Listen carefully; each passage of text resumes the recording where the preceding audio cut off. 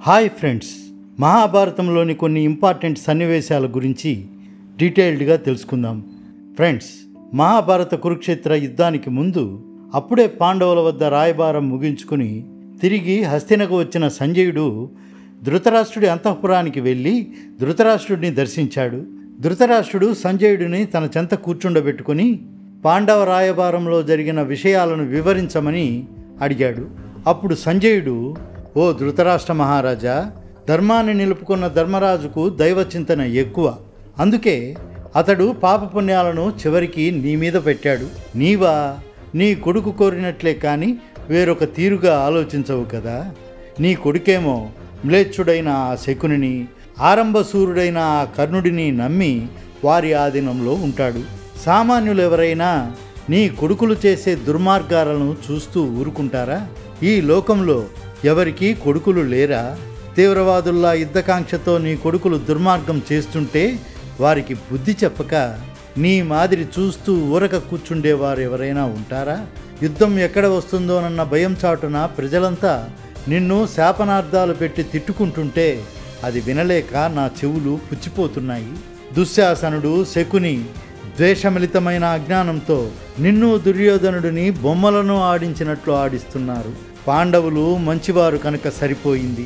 వారే విసిగిపోయి కోపిస్తే ఒక్క చిటికలో మీరంతా ఈసరికి నాశనం అయిపోయి ఉండేవారు.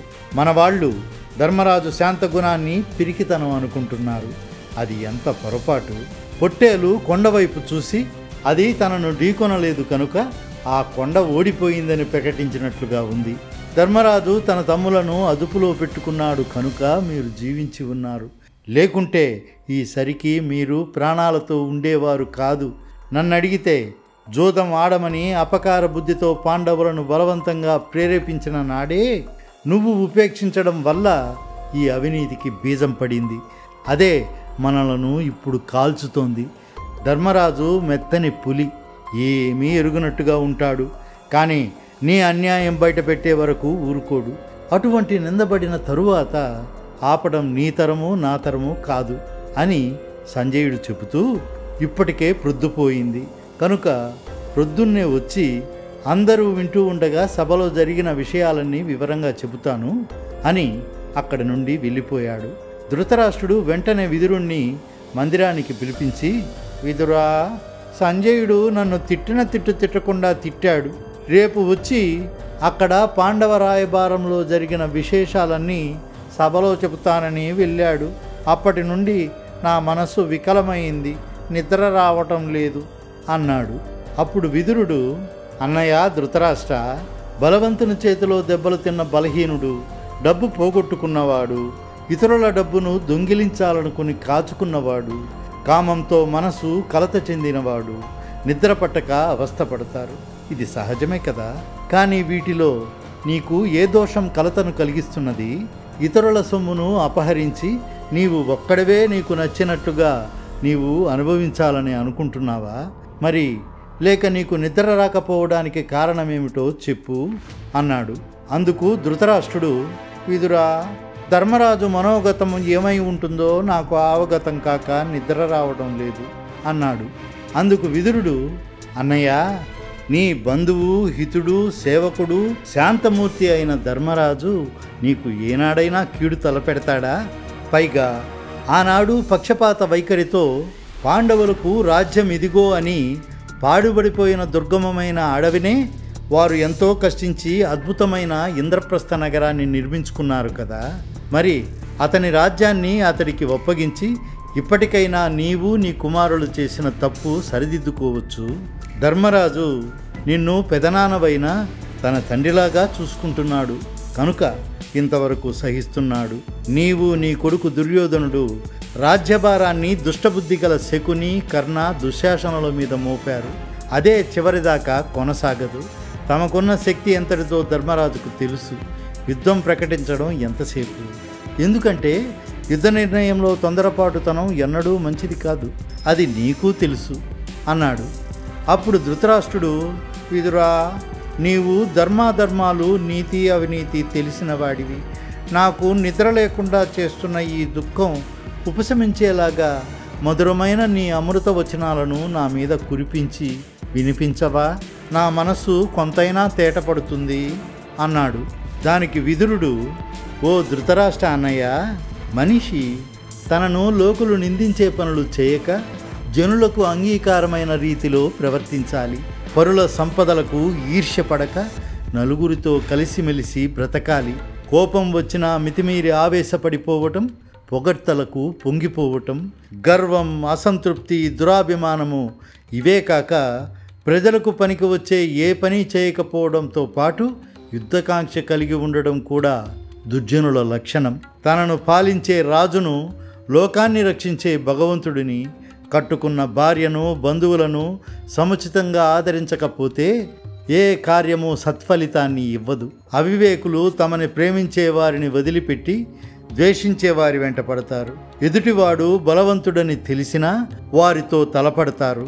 ధనము, విద్య, వంశము మంచివారికి గౌరవాన్ని, అనుకువను కలిగిస్తే చెడ్డవారికి మదాన్ని, గర్వాన్ని కలిగిస్తాయి. బాణం శత్రువులను నిర్జించవచ్చు, లేక తప్పిపోనూ వచ్చు.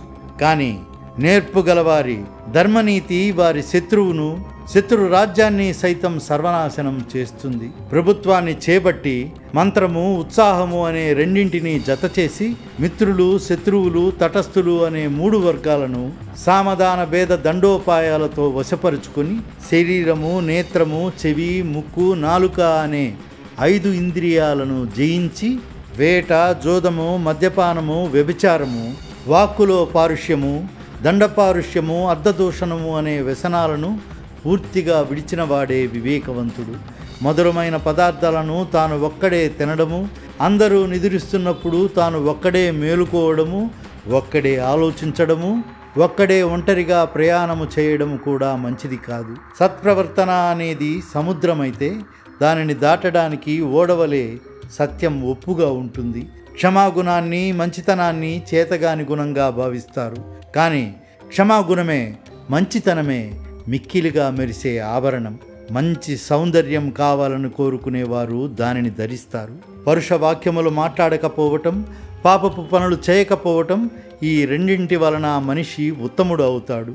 సమర్థుడై ఉండి కూడా శాంతంగా ఉండేవాడు, పేదవాడైనా తనకున్నంతలో దానం చేసేవాడు పుణ్యపురుషుడు అనిపించుకుంటాడు. న్యాయార్జితమైన ధనాన్ని అర్హులకు ఇవ్వకపోవడము, అనర్హులకు ఇవ్వడం వలన కీడు కలుగుతుంది. పరస్త్రీ వ్యామోహము, మద్యపానము, వేటాడడము, పరుష పదజాల భాషణము, వృధాగా ధనమును ఖర్చు చేయడము, పోట్లాడడము దుర్మార్గపు వ్యసనాలని విఘ్నులు చెబుతారు. కనుక వాటి జోలికి పోకూడదు. తనకు ఉచితమైన దుస్తులు ధరించడము, ఆత్మస్థుతి చేయకపోవడము, దానం చేసి ఎందుకు చేశానా అని చింతించకపోవడము, ఎంత బాధలో ఉన్నా కీడు పలకకపోవడము, కష్టకాలంలో కూడా ధర్మ మార్గాన్ని విడనాడకుండా ఉండడము మంచి నడవడిక అనిపించుకుంటుంది. స్నేహం, మాటలు, పోట్లాట తనకు సమానులతో చేయాలే కానీ అల్పులతోనూ అవివేకులతోనూ కాదు. తనకు ఉన్నంతలో ఇతరులకు ఇవ్వాలి. శత్రువైనా కోరిన సహాయం చెయ్యాలి. ఎక్కువగా కష్టపడి తక్కువగా సుఖపడాలి. మంచివారు పొగడ్తలకు పొంగిపోరు. పైగా వారి అవసరాన్ని గుర్తించి మరింత మేలు చేస్తారే కానీ కీడు చెయ్యరు. ఇప్పటి వరకు నేను చెప్పిన లక్షణాలన్నీ ధర్మజునిలో ఉన్నాయి. నీవు వారిని రక్షించి, ఆదరించి, పెంచి పెద్దవారిని చేసి ఇప్పుడు వారు వేరుగా ఉంటే ఊరుకోవచ్చునా అన్నయ్య? ఈనాటికైనా వారిని రప్పించి వారి రాజ్యభాగాన్ని వారికి ఇచ్చి నీ కొడుకులతో సమానంగా ఆదరించడం నీ ధర్మం. మీరు వాళ్ళు కలిసి ఉన్నంతకాలం దేవతలు కూడా మీ వంక కన్నెత్తి చూడరు అన్నాడు. విదురుని మాటలు విన్న ధృతరాష్ట్రుడు, విదురా, నాకు మేలు చేకూర్చేది ఏదో తెలియక తికమక్క పడుతున్నాను. నన్ను ఇప్పుడు ఏమి చేయమంటావు? మరో మారు వినిపించు అని అడిగాడు. దానికి విదురుడు, అన్నయ్య, నన్ను ఈ విధంగా నొక్కి అడిగితే ఇక తికమక లేకుండా నీకు బాగా అర్థమయ్యేటట్టు ఉన్న సంగతి చెప్పాలి కదా. అయితే సావధానంగా విను అంటూ, రాజ్యం దక్కింది కదా అని తమ్ముని రాజ్యభాగాన్ని కూడా మింగుదామని చూస్తున్నావు. అది న్యాయమేనా? అయినా అది ఎలా జరుగుతుందో బాగా యోచించు. చేప అత్యాశతో మాంసంతో పాటు గాలాన్ని కూడా మింగిన విధంగా ఉంది నువ్వు చేస్తున్న పని. ఉగ్రవాది లాంటి వంచకుడైన నీ కొడుకు అనుకున్నదంతా నీ ద్వారా నెరవేరుతుందా అన్నాడు. విదురుడు ఈ విధంగా అనడం విని ధృతరాష్ట్రుడు నోట మాట లేనివాడై నిశ్చేష్టుడైపోయాడు. మొదలే నిద్రలేకపోవడం వల్ల అలసటతో ఆలోచనతో సతమతమవుతూ, విదురా, ఇప్పటి వరకు నీవు చెప్పిన నీ మాటలతో నా మనస్తాపం కొంత తగ్గింది. నాకు కార్యం సాధించే నీతిని, సాధించలేని అవినీతిని గురించి కూడా చెప్పు అన్నాడు. అప్పుడు విదురుడు ఇలా అన్నాడు. పరిపక్వానికి రాకమునుపే పండును కోస్తే అది తినడానికి రుచిగా ఉండకపోవడమే కాక దాని విత్తనం తన ప్రయోజనాన్ని కోల్పోతుంది. పూల దండలు కట్టేవాడు చెట్టు నుండి పువ్వులు కోసే విధంగా, తేనెటీగలు పువ్వు నుండి తేనెను గ్రహించే విధంగా ఎదుటివాడు బాధపడకుండా పనిచేసి ఫలితాన్ని పొందాలి. అంతేకాని బొగ్గుల కోసం చెట్టు మొదలంటా నరకకూడదు.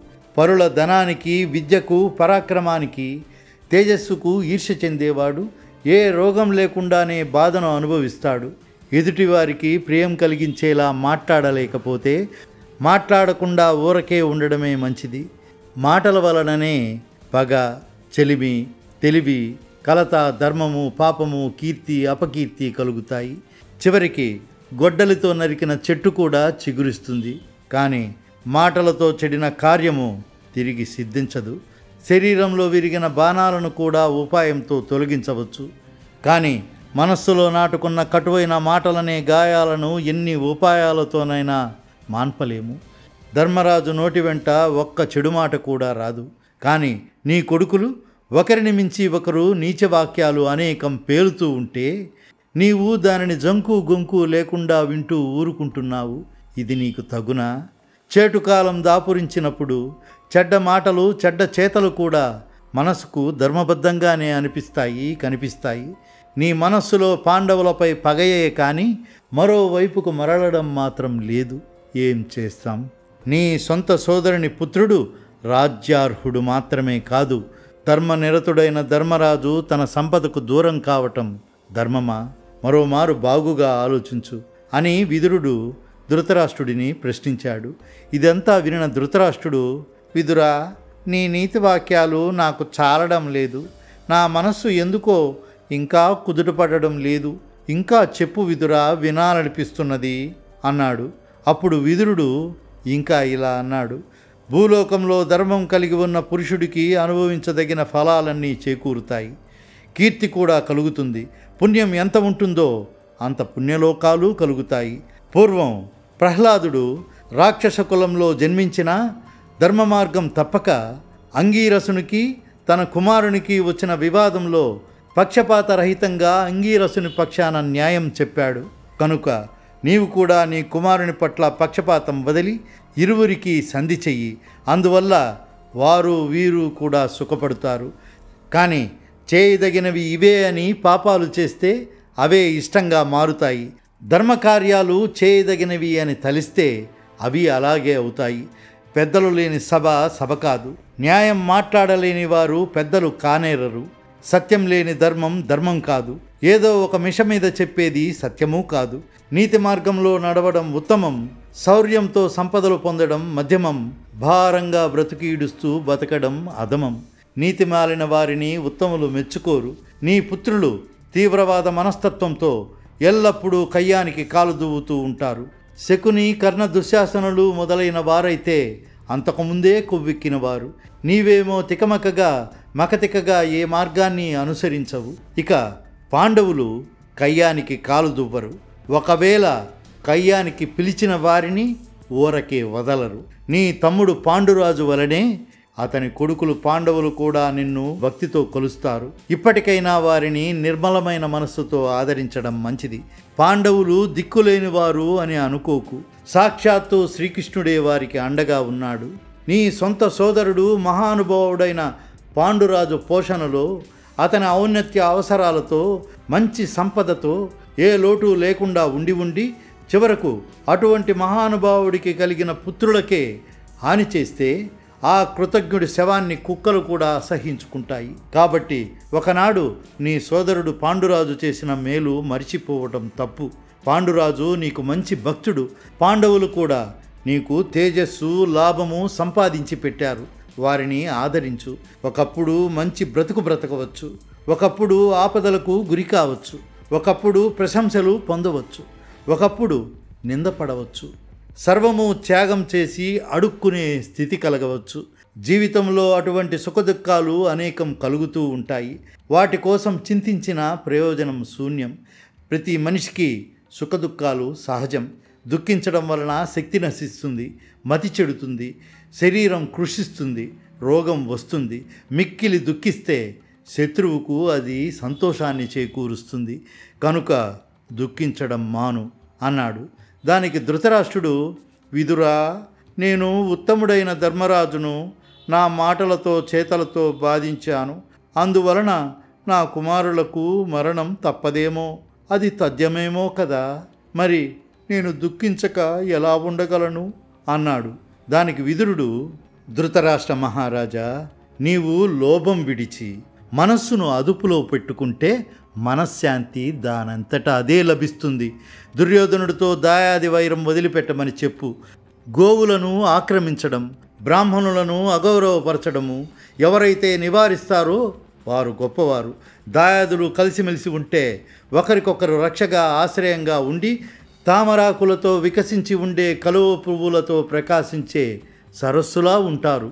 చెట్టు ఒకటే ఉంటే దానిని ఏనుగులు గుర్రాలు తొక్కివేస్తాయి, గాలి కూల్చివేస్తుంది. గుంపుగా ఉన్న చెట్లను ఎవ్వరూ ఏమీ చేయలేరు. అన్నదమ్ములు కలిసి ఉంటే వారిని ఎవరూ కన్నెత్తి చూడలేరు. అదే వేరుగా ఉంటే శత్రువుకు లోనైపోతారు.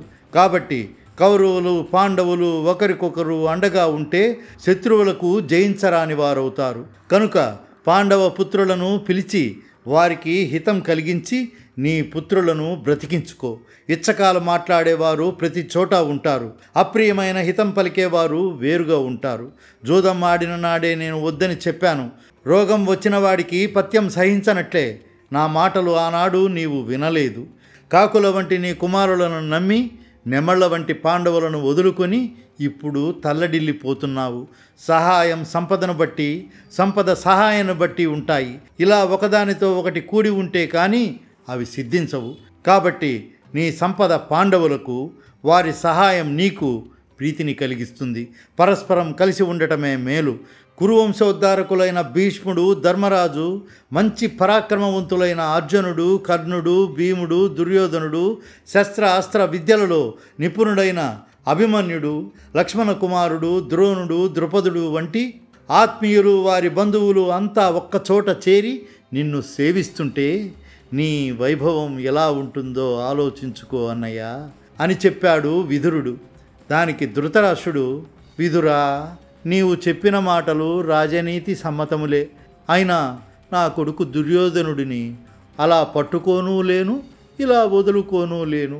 కనుక ధర్మం జయిస్తుందిలే అని ఊరికే ఉండిపోతాను అన్నాడు. అప్పుడు విదురుడు, అన్నయ్య, దాయాదులు గుణం లేని వాళ్ళైనప్పటికీ వారిని విడిచిపెట్టకూడదు అంటారు.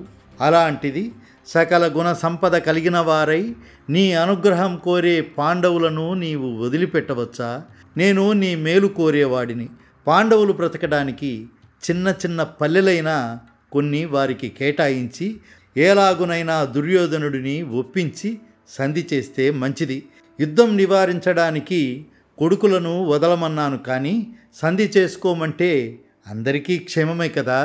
ఎన్ని భోగాలు అనుభవించిన మహారాజులకైనా ఒకనాటికి చావు తప్పదు. కాబట్టి చెవికి చేదుగా ఉన్న ఈ విషయాలన్నీ అర్థం చేసుకున్నావంటే నీకు ఇహపరాల్లో కీర్తి సంపదలు కలుగుతాయి. ధర్మరాజును వదిలిపెట్టుకోకు. నీ మనసు గట్టి చేసుకుని నీ కొడుకులకు, నీ మంత్రులకు పాండవులతో సంధి చేసుకోమని చెప్పు అన్నాడు. విదురా, ఇప్పటికీ నీ మాటలు కొంత నా మనస్సును తేటపరిచాయి. ఆలోచిస్తే ఇదే తగిన పని అనిపిస్తోంది, కానీ అలాగే చేస్తాను అన్నాడు. దాంతో విదురుడు, అది ఆ మాట మీద ఉండు. ఇంతకాలానికి నీకు చేయదగిన పనిపై మనసు స్థిరపడినట్లుంది. మళ్ళీ దుర్యోధనుడు చెప్పింది విని మనస్సు మార్చుకోకుండా, అతను మొగ్గిన వైపు నీవు మొగ్గకుండా ధర్మరాజుతో సంధి చేసుకో. ఇది మా వంటి వారికి ఆనందాన్ని కలిగిస్తుంది. ఇక ఆపై నీ ఇష్టం. ఇంకా దీనిపై నేనేమీ చెప్పలేను అని చెప్పి తన మందిరానికి వెళ్ళిపోయాడు. కానీ చివరకు యుద్ధం జరగనే జరిగింది. డియర్ ఫ్రెండ్స్, సంజయుడు మరియు విదురుడు చేసిన సందేశం మీకు ఎలా అనిపించింది? ఈ వీడియో మీకు పూర్తిగా నచ్చింది అనుకుంటున్నాను. నచ్చితే ఊరికే అలా చూసి వెళ్ళిపోకుండా వీడియోను లైక్ చేయండి. ఈ వీడియోకి నేను మీకు ఇచ్చే లైక్ టార్గెట్ 5000 లైక్స్. చాలా సింపుల్గా ఈజీగా మీరు చేయగలుగుతారు. మీరు కొట్టే లైక్స్కి ఈ ఛానల్ లైక్ బటన్ బద్దలైపోవాలి.